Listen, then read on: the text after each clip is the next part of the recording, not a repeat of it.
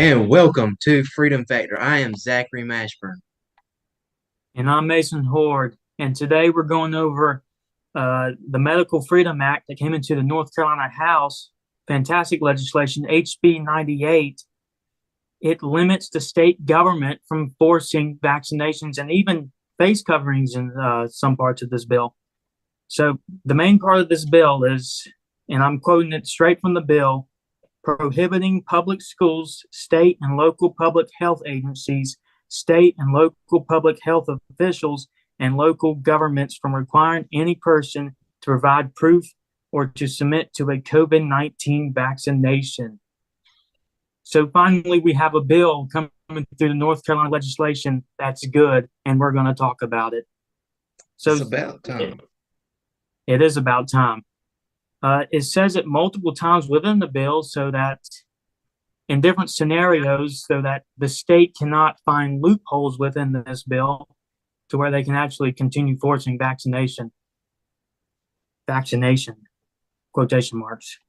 Yeah. So it says in section 1, no state agency, city, county, or political subdivision of the state shall deny or refuse employment to any person or discharge any person from employment on account of the person's having refused to provide proof of a COVID-19 vaccination or the person's refusal to submit to a COVID-19 vaccination or a series of COVID-19 vaccinations.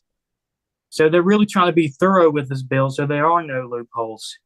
And this is great because in many counties, the state is the government, the county, school boards, the administration, they're the biggest employer within that county in most cases. So many of us have seen the vaccine requirements in state positions and in county government positions. If this gets through, it stops. There will be legal action if they try to do it. So some more of the bill says governing bodies of public school units shall not adopt any policies regarding the use of face coverings. So now, and this has been a big problem, even my school board did it. They required face coverings for about a year or two. They required them.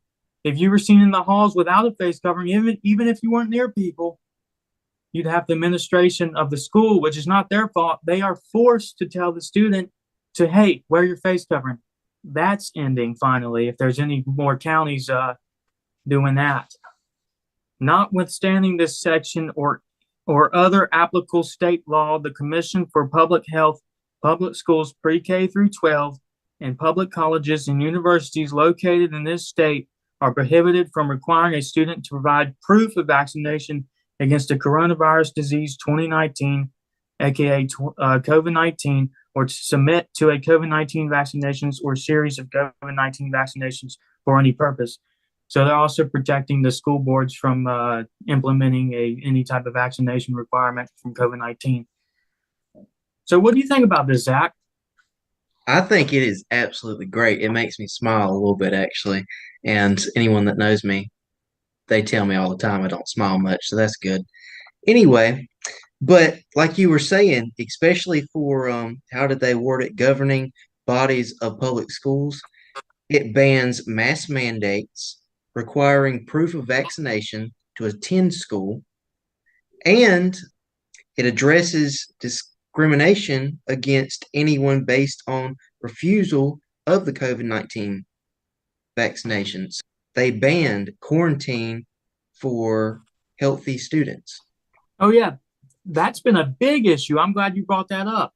So what I also want to say, when we tell people to contact your state senators and state house members and contact just your people that represent you, contact these people who sponsor the bill. Some of them being Brian Biggs, John Hardister, Neil Jackson, Donnie Lambeth, and there's many other co-sponsors, I believe. Mm-hmm. Contact them and say you support this bill. We need more bills like this coming through, pro-freedom bills. This is not an argument on whether you should get vaccinated or not. It's an argument on whether you're forcing people to get vaccinated and to wear mask coverings. We need to give that decision to the students, to the parents, the teachers. within that schools, and just give the power back to the people. They went too far with it to begin with and requirements. So, with that, stay tuned for our next video. Thanks for watching.